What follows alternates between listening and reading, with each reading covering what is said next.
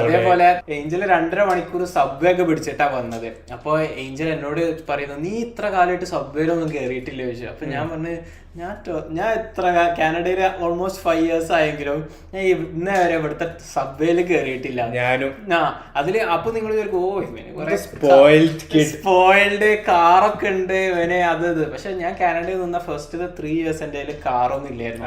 ഞാൻ കാർ ഉണ്ടായിട്ടൊന്നല്ല പോയത്. പക്ഷെ ഞാൻ എന്താ ചെയ്യാറ് വെച്ചാല്, ആര് ടൊറോണ്ടോ പോവാന്ന് കേട്ടാലോ ചാടിക്കറി ഞാൻ കാറിലങ്ങ് ഇരിക്കും. നാട്ടിലൊക്കെ ചെറിയ പിള്ളേരുണ്ടാവുമല്ലോ ഈ വീട്ടില് മാമന്മാരൊക്കെ പുറത്തിറങ്ങുമ്പോ ഈ ടൊറോണ്ടോയില് പാസ്പോർട്ട് റിന്യൂ ചെയ്യാൻ പോവാണ്. പാസ്പോർട്ട് നേരെ പോകുന്നു, കളക്ട് ചെയ്യുന്നു, തിരിച്ചു വരുന്നു എന്ന് പറഞ്ഞാലും ഒരു പ്രശ്നമില്ല. ഹോസ്പിറ്റലിലാണെങ്കിൽ ബാങ്കിലോട്ടാണെങ്കിൽ ഞാൻ അങ്ങനെ എന്തിനു ടൊറോണ്ടോ പോവാണെങ്കിലും ഞാൻ കൂടെ ചാടി കയറി പോയിരുന്നു. അന്ന് ഞാൻ ലണ്ടനിലായിരുന്നു നിന്നിരുന്നത്. അന്ന് ലണ്ടനിൽ നിന്ന് ടൊറോണ്ടോ പറയുമ്പോ 2.5 മണിക്കൂറാണ്. 2.5 മണിക്കൂർ അങ്ങോട്ട്, 2.5 മണിക്കൂർ ഇങ്ങോട്ട്, 5 മണിക്കൂർ യാത്രയിൽ പോകും. അന്ന് ഒരു പണിയില്ലായിരുന്നു. അതെ. അപ്പൊ ഞാനിങ്ങനെ ഏഞ്ചലിനോട് പറയുന്നു, അന്നത്തെ സയാനും ഇന്നത്തെ സയാനും ഭയങ്കര ഡിഫറൻസ് ഉണ്ട്. മറ്റേ നീ ഇപ്പൊ അടുത്ത് വിജയ് സേതുപതിന്റെ ഇന്റർവ്യൂല് വിജയ് സേതുപതിനോട് ചോദിക്കണ്ട് ഏത് മൊമെന്റ് ഓഫ് ലൈഫാണ് ഏറ്റവും മിസ് ചെയ്യുന്നത്, അങ്ങനെ എന്തോ ചോദിക്കുന്നുണ്ട്. അതില് വിജയ് സേതുപതി പറയുന്നുണ്ട്, ഞാൻ ഒന്നുമല്ലാത്ത ടൈമിൽ പക്ഷെ എനിക്ക് എന്തെങ്കിലും ആവണം എന്നുണ്ട്, പക്ഷെ എനിക്ക് എങ്ങനെ ആവണ്ടെന്ന് അറിയില്ല, ഒരു സ്ട്രെസ് ഇല്ല, ടെൻഷൻ ഇല്ല, ബിസി ഇല്ല, ഫ്രീ ടൈം, ആ ഒരു സമയമാണ് ഞാൻ ശരിക്കും മിസ് ചെയ്യുന്നത്. അതേപോലെയായിരുന്നു ആ ടൈമില് എന്റെ ലൈഫ്. അതായത് നമുക്ക് കോളേജ് ഉണ്ട്, വർക്ക് ഉണ്ട്, അത് കഴിഞ്ഞ് വന്നാ നമ്മളെ ഫുൾ ടൈം ഫ്രീ ആയിരുന്നു.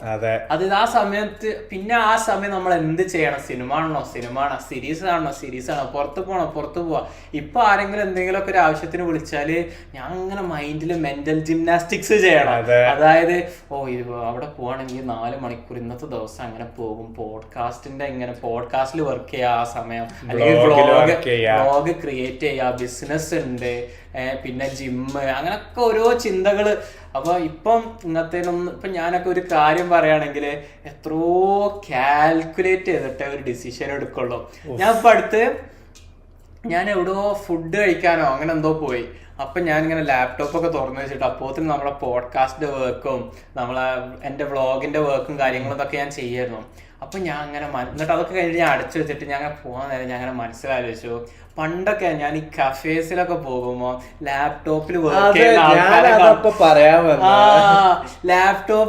ചെയ്യുന്ന ആൾക്കാരെ കാണുമ്പോൾ ഞാൻ അങ്ങ് ജഡ്ജ് ചെയ്യുമായിരുന്നു. ഞാൻ അങ്ങനെ മനസ്സിലായിരിക്കും, ഇവർക്ക് ഇപ്പൊ എന്താ ഇത്രമാത്രം പണി, ഒരു കഫേയിൽ ഒരു ചായ കുടിക്കാതിരിക്കുമ്പോ പോലും ഇവർക്കൊന്ന് വെറുതെ ഇരിക്കാൻ നേരല്ല, എന്താ ഇവർ ഇത്രമാത്രം പണിയെടുത്ത് മറിക്കുന്നേന്ന്. പിന്നെ ഞാൻ അന്ന് ആ ലാപ്ടോപ്പ് ഇങ്ങനെ മടക്കി വെച്ച് അടച്ചു വെച്ചപ്പോ ഞങ്ങൾ മനസ്സിലായില്ലായിരുന്നു, I have become that person. അതെ. പക്ഷെ ഞാൻ ഫുഡ് കഴിക്കുമ്പോ എനിക്ക് എന്തെങ്കിലും ഒരു മലയാളം മൂവി ക്ലിപ്പ് ഇല്ലാതെ കഴിയൂല കേട്ടോ. അതല്ലല്ലോ ഇവിടെ പറയുന്നത്. അല്ല, ഈ ഫുഡ് കഴിക്കാൻ പോയപ്പോ എന്നല്ല പറഞ്ഞേ? ഫുഡ് കഴിക്കാൻ പോയപ്പോ ഞാൻ ലാപ്ടോപ്പ് ഞാൻ തുറന്നു വെച്ചത് തന്നെ ഒരു വീഡിയോ കാണാനല്ല, പോഡ്കാസ്റ്റിന്റെ കാര്യങ്ങളൊക്കെ ചെയ്യാനോ. അതെ. ഞാന് ഇനിയിപ്പോ അത്ര തിരക്കാണെങ്കിലും ഫുഡ് കഴിക്കുമ്പോ ഞാൻ വല്ല മലയാളം മൂവി ക്ലിപ്പ് എടുത്ത് എപ്പിസോഡൊക്കെ റിവ്യൂ ചെയ്യുന്ന ഞാനല്ലേ. അതെ. ഓക്കെ. അപ്പൊ അത്രയും പറഞ്ഞോണ്ട് നമ്മൾ എപ്പിസോഡ് എന്റെ ആണ്. 2 ലൊക്കേഷനിലൊക്കെയാണ്.